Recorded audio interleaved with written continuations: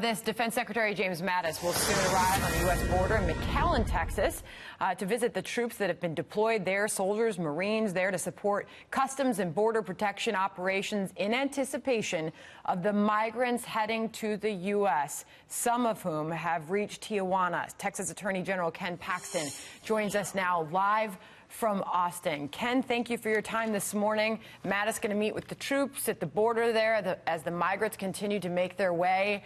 What do you think the strategy is here, and what happens next? Well, the fact that he's down there tells you a lot. I mean, they're very focused on this. This is a top priority for the Trump administration. They've been planning this ever since they knew the migrants were coming, and so they're just getting ready for whatever's coming their way. What happens today with a meeting with James Mattis? Well, I think he's just telling the troops, kind of laying the groundwork for what their role is. Obviously, they're not Border Patrol, they're not Customs Enforcement. They have a support role. They don't have a direct role in what is that role? stopping. What are they doing day to day? You know, I think they're probably helping with reconnaissance and making sure that they know where the migrants are coming through. But they will not be there to stop them directly. They're just there to help find them, I believe. So this first group of migrants, they are on their way, making it very clear that they are headed for the southern border. What does that confrontation eventually look like based on the way the president is setting things up on the border?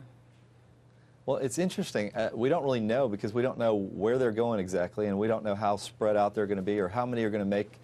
You know, most of them still have a long way to go to get to the border. So we don't exactly know how that's going to play out. And that's why I think he's sent so many troops down there. That's why so many Border Patrol agents are down there.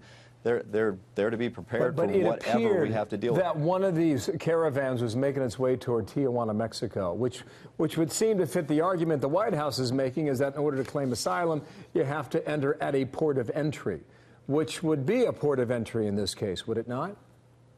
Yeah, I think that's accurate, and certainly that's what the president has directed the migrants to do, is to go to a port of entry. That's the appropriate place to request asylum, and then they'll go through the normal process that's been set up to deal with asylum seekers. The point is, if that's the case, then they're listening to U.S. policy as they move along this path, correct?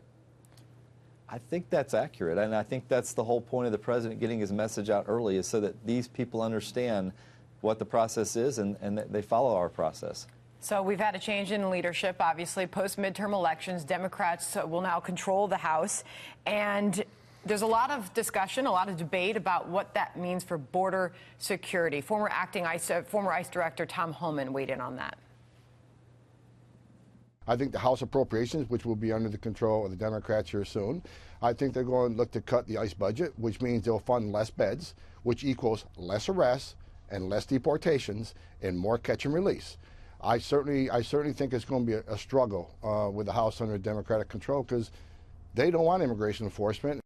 And how do you think things will change now with Democratic control of the House?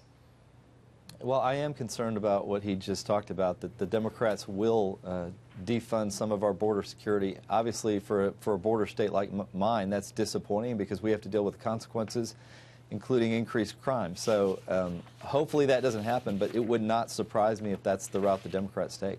In your legal world, do you have a view on this Matthew Whitaker matter? I mean, I'm certain you just heard Sandra and me talking about the breaking news from the Department of Justice. What is your view?